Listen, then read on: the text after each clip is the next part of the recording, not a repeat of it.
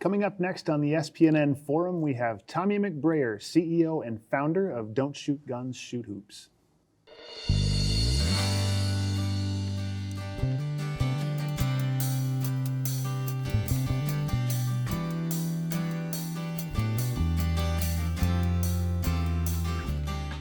Hi, I'm Martin Ludden, Executive Director of the St. Paul Neighborhood Network, and we are here live in the Kwame McDonald studio at SPNN with Tommy McBrayer, the CEO and founder of Don't Shoot Guns, Shoot Hoops. Tommy, welcome to the forum. Man, thanks for having me, Mark.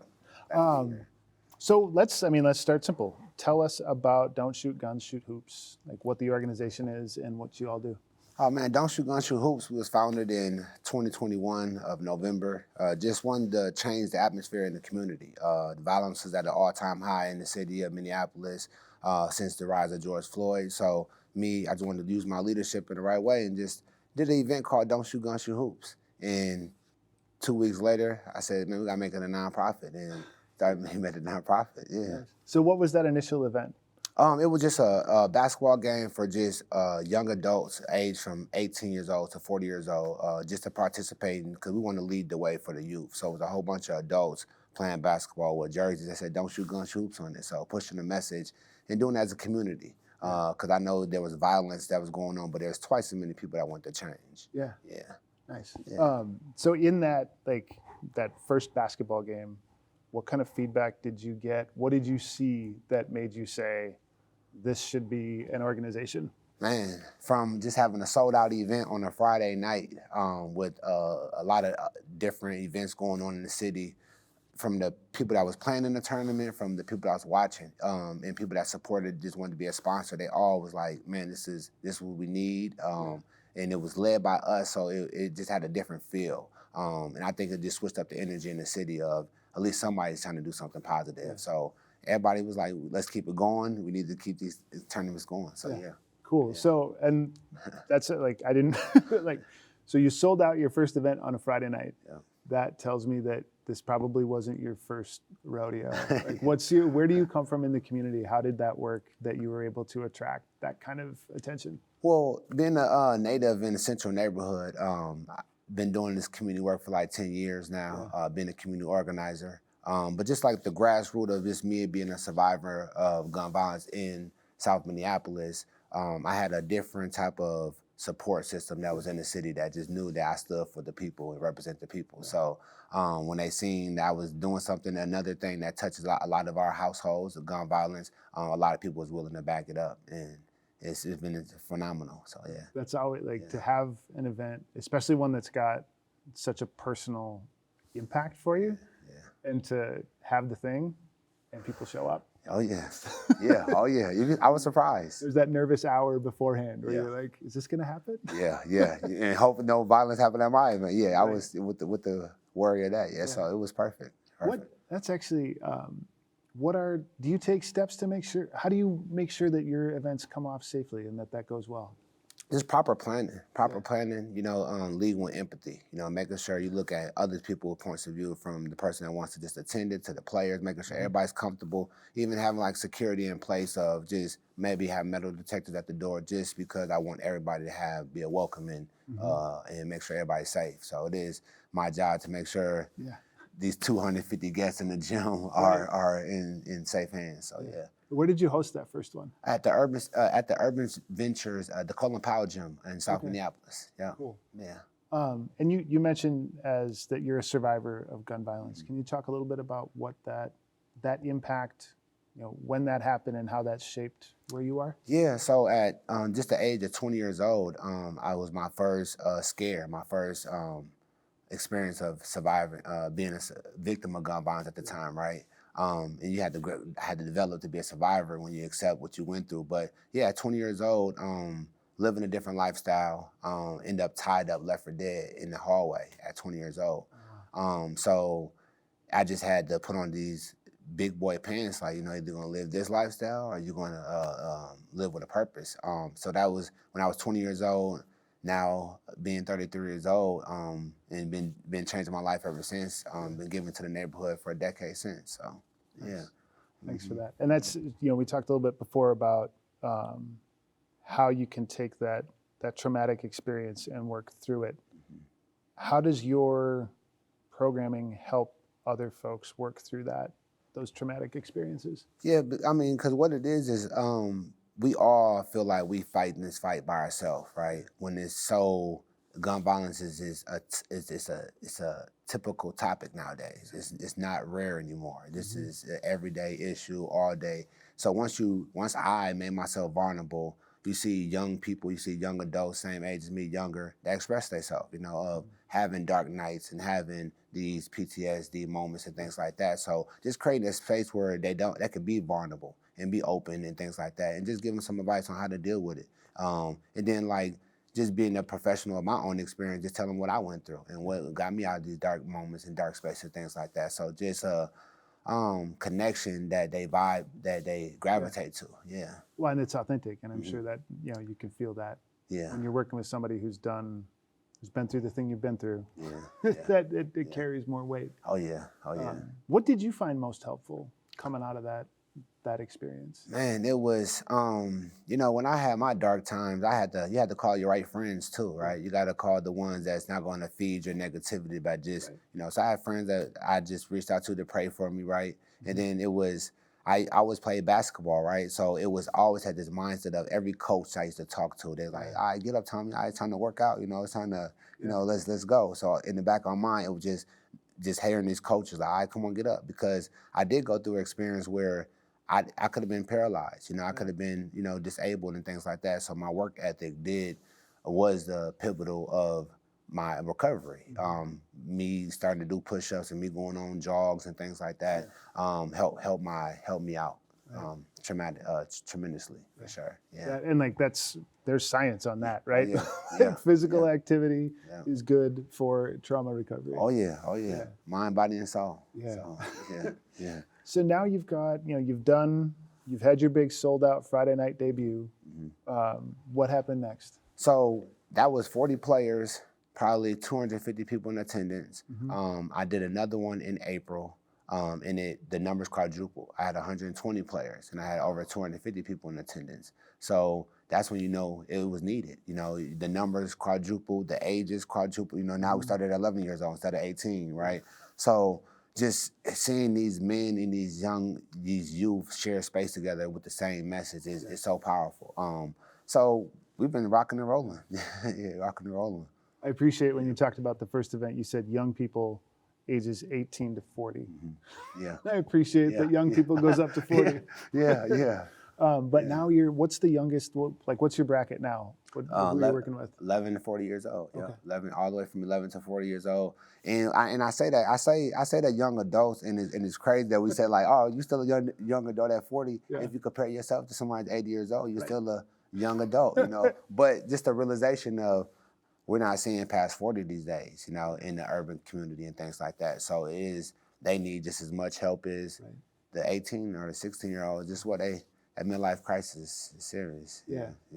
So when you're working with folks, and I mean, gun violence doesn't discriminate on age, so that's, that makes sense. Are you doing kind of equal parts, trauma response and healing and violence interruption, or how, what's that mix? Well, the first, having guest speakers come, with their authenticness and their stories, by offering trauma trainings through the Minnesota Peace Building. I even took on doing circles for anger management, self-control. Because if I can get you to control your anger, and knowing you only can control yourself, these type of things the life lessons that can prevent people from dying, and avoiding conflict. Yeah. So How can you talk about kind of that process? Because I think there aren't a lot of models, period. I mean, in any space really, for dealing constructively with kind of trauma and the natural anger that comes out of it, and revenge or lashing out in some way is such a natural response. Yeah. So how do you work around that? Man, it's I would tell you, like you said, it's not a one-stop shop. Yeah. You know, it is a transformation of your life and how your thought process. I'm not saying every tournament I've did has been like, it's been awesome. You don't get it wrong, but like I said, the aim of the people that I'm targeting, I'm talking about urban city youth as 18 to 20 to 40 years old. This isn't the easy bunch of individuals. So you'll have conflicts even at the scenarios where it might be a fight breaker because it's a competitive tournament, right? But it's the intervention that happens. It's the, hey, you guys, we're not looking for no tough guy. I shared my story about getting shot. I'm not looking for that energy. And then we uplifting somebody that just got shot in the head. So all these different things that before you know it, it's a learning thing, right? And all of a sudden, you know, they're oh, thank you, Tommy, for that. You know, thanks, man, you really trying to change me. And it is, you know, and they really gravitate to people that actually want the best for them.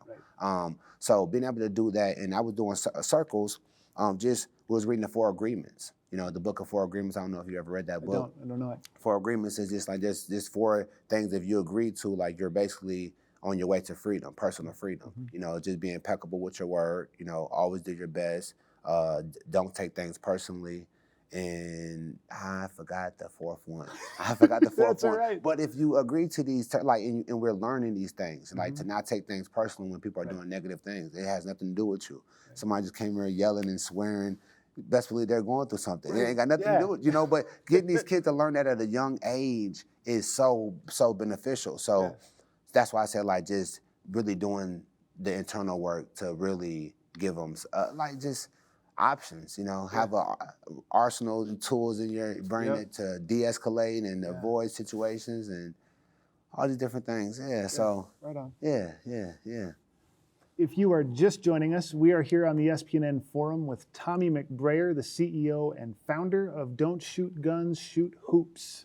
That thing you were talking about, like, you know, building those tools and not taking things personally. It's like, okay, that guy set a tough pick because it's a game. Like, I don't need to feel disrespected by that and punch him. I just need to set another pick on it. You know, there you go. Right. Kill him. I'm going to score him. Right. There you go. Yeah. You know, and it's such valuable lessons in it in the game of basketball by itself. Well, and I think, like, I played sports all through, and I still do. And I think there's real value in team sports. And I think especially when you're looking at in an environment where, like, building those teamwork skills and seeing other positive role models, like, that's hugely powerful. Do they have coaches, or is this purely pickup? It's purely pickup. I just did our biggest tournament was just in November. We did a November Madness, just like March Madness coming out. So it was 16 teams, and you pick one captain, they pick their teams, but it was 16 teams over 160 players this time around. Wow. So they're getting bigger and bigger. You know, I just told you about 2 of them, but yeah, they're getting bigger and bigger. Yeah, man. Yeah.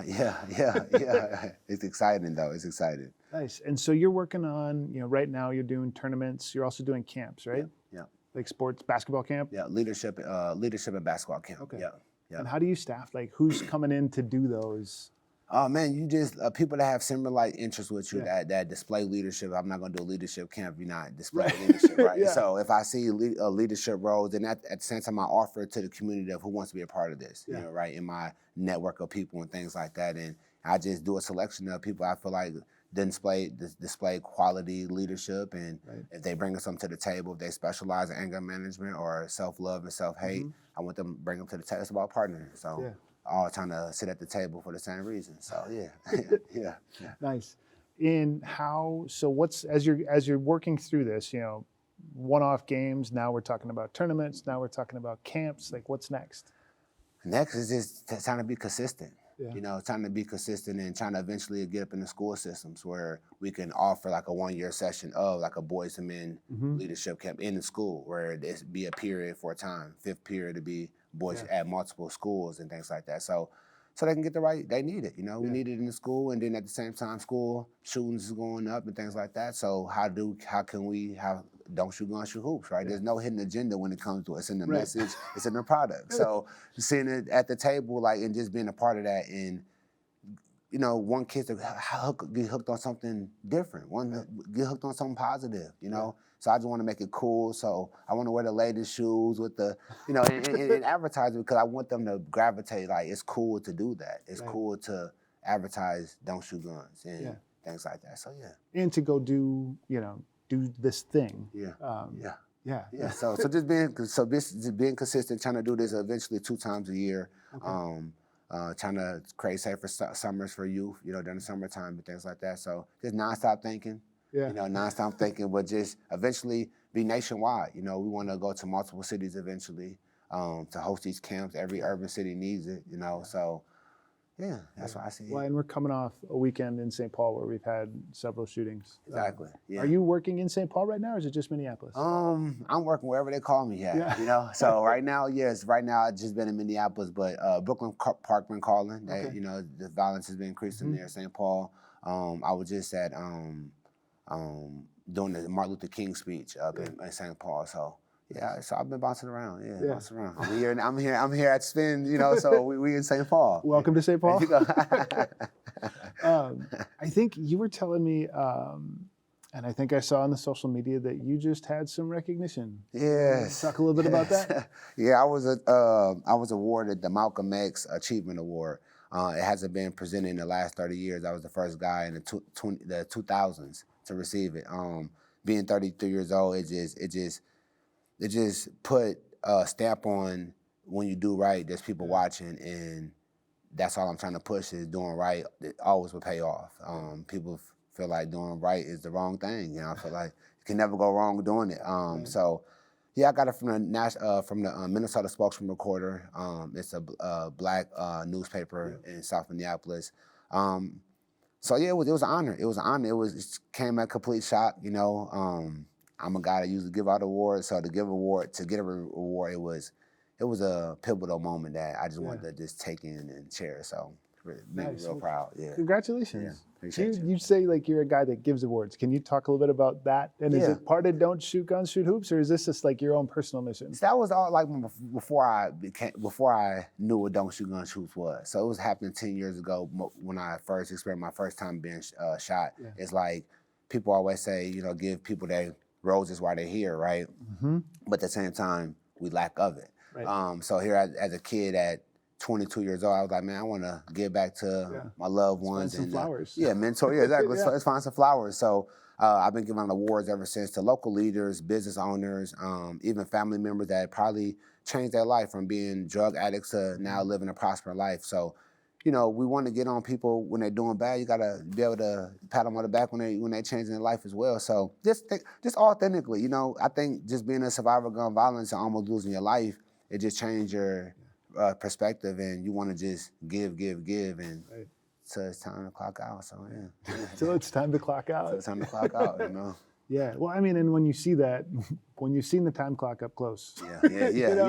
Oh, yeah. Decided it's not time. Oh, yeah. It puts it in a little different perspective for sure. Yeah. So I ain't trying to leave no love on the table. So I've been giving away. So 65 awards since that's what turned your traumatic situation to a triumph. Yeah. Like that's that proof in the pudding that. What's your favorite award that you've given out? Man, my favorite one probably was the recent one of giving a survivor of gun violence. Her name was Michaela, that was shot up in Bloomington by her neighbor, shot in the head. But she was over her like 4 or 5 year old niece or something, like stopping her from getting shot. She got shot in the head. So being able to uplift her as a community, like if you was in the Army, right, and you get shot, you get a Purple Heart, right, and you probably get benefits where you ain't got to do nothing for the rest of your life, but the realization of being in America and how typical gun violence is, people forget about the survivors. Right. So I wanted to be able to show her, like, we don't forget about you. You're a local hero. So and to recognize that not only, I mean, it's not like, well, maybe it was a stray bullet, but she took active steps to protect somebody. Yeah, there you go. Yeah, right, real hero, right? Yeah, so it's just like I got to use my platform in the right way. So that was the first survivor, and I plan on giving out way more and more to other survivors out here that's just being a local superheroes, right? Like, and to turn that traumatic experience into a heroic experience. Come on. I mean, you talk to like guys that have been awarded the Purple Heart joke about like, I didn't win it. Yeah. You know, like this is not something you win. Right, exactly, exactly. Yeah. There you go. But it's still an award. Yeah. And it's still a recognition. Yeah, no, you're right. Yeah. There was nobody in line for this award. You was awarded for this award. Yeah, there was no vote that was needed. Yeah, I did not apply. Yeah. So I think that was the best award by far. It got some meaning into it, and it makes sense. Yeah. Yeah, it makes sense. Yeah. That's why, and it's a great way to flip that narrative some too. Yeah. You have an event coming up here, Yeah. and we'll put some info up on the screen on it. But can you talk a little bit about what's going on? Yeah, so we're trying to see the transition from a boy to a man, right? And it starts off with the thought process. You have to think different. You have to move different. You have to have some critical thinking skills. Right. So we started this camp where it's like, okay, we got basketball and it's around basketball, but outside of basketball, we're doing trauma circles and we're doing the difference between self-care and self-love. So being able to really pour internally with these kids, and it's going to be a diverse camp. So nobody that you came where you're going to play on the same team with, nobody you came to the camp where you'll be living in the same room where it's a completely diverse thing. So it's knocking down so many barriers, and I think it's needed. These kids have been shortchanged for the last 2-3 years through the pandemic, right? Taking away schools, taking away proms, taking away dances, right? So how about come to this camp where all we do is pour into you? So every kid to get some tennis shoes, every kid to get breakfast, lunch, and dinner every day at the state-of-the-art facility in Blaine. So we're going to the National Sports Center in Blaine. So just taking them out their environment of that trauma and presenting a better life and some real role models around you that can just pour into you, you know? So hopefully you make the right decision outside the camp to save a life, you know? Living some touchy times right now, man.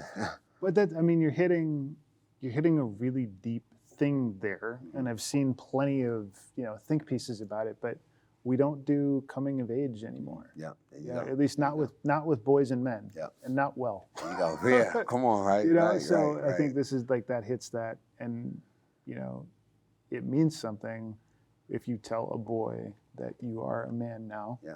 And that means something, right? There you go. There you go. You have certain responsibilities that go with that. Come on now, because it's for us. It's keep on thinking that you're grown because you're 18. It's just shortchanged. It's not realistic. I think 25 years old should be an age where it's like, okay, now you're grown. Well, we know our man brains.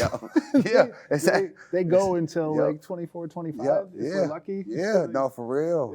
Yeah. So this is important that we're just leading the way. This is our first time doing it, so it's a lot of challenges in doing it the first time around. But that's the beauty of creating a plan, know, and a program. So how many kids will this serve? It's going to be 56 kids, juniors and seniors in high school. Cool. So where are you looking for them from? Urban cities. So anywhere that if you feel like the youth need it, it's we're opening the doors for whoever. We want all different types because we want them to be able to work with different type of people, in different neighborhoods and communities, and I think it's gonna be nice. Cool, that's exciting, and I think that sounds like it sounds really like the right thing. Yeah. So it's March 31st to April 4th. It's a 5-day, 4-night camp. Okay. So like I said, breakfast, lunch, and dinner every day. We'll have a movie night every day. It's just like kids, let kids be kids. Yeah. Let kids be kids and just. It ain't gotta be all serious sometimes, right? But let the kids be kids and do the right things. Yeah. To let them be healthy individuals. So. Well, if you give them some of that time to be kids, you can also take some time to do some of that serious stuff. There you go. Yeah. There you go. So how can people get engaged? Like, what are you looking for? Volunteers? Are you looking for participants? What's the best way for people to plug in? We're looking for juniors and seniors, parents that are looking for their kids to be in a safer environment for spring break, it's during spring break time. So looking for families to sign up their youth, juniors and seniors. We're looking for support always, looking for sponsors, looking for just donations. You can find us at don'tshootgunshoot.org. You can hear more about my story and my background and see a lot of content on there. So have some fun with the website, but find us on Facebook at Don't Shoot Guns Shoot Hoops, or you can follow me at Tommy McBrayer at Facebook as well and on LinkedIn. So nice. Yeah. So that's how folks can plug into the camps broadly. How do people plug into the organization? Plug in the organization same way at the website. You can submit a form to be a volunteer. You want to be a volunteer.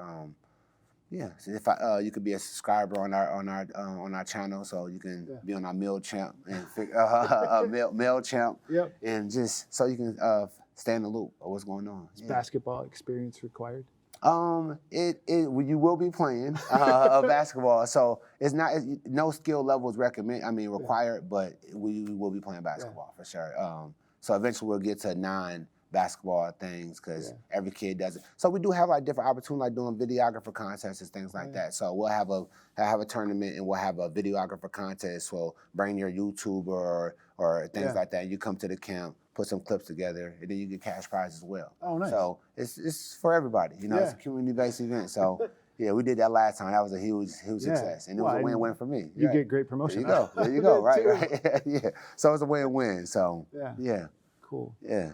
Tommy, thank you. This has been, you've got a great story. It's a cool cause. Thanks for chatting for a while with us here on the forum. Man, I'm glad to be here. Thanks for having me. We have been here in the Kwame McDonald studio at SPNN with Tommy McBrayer, CEO and founder of Don't Shoot Guns, Shoot Hoops. For more information, you can go to don'tshootgunshoothoops.org. And please come back and see us again soon. Thanks.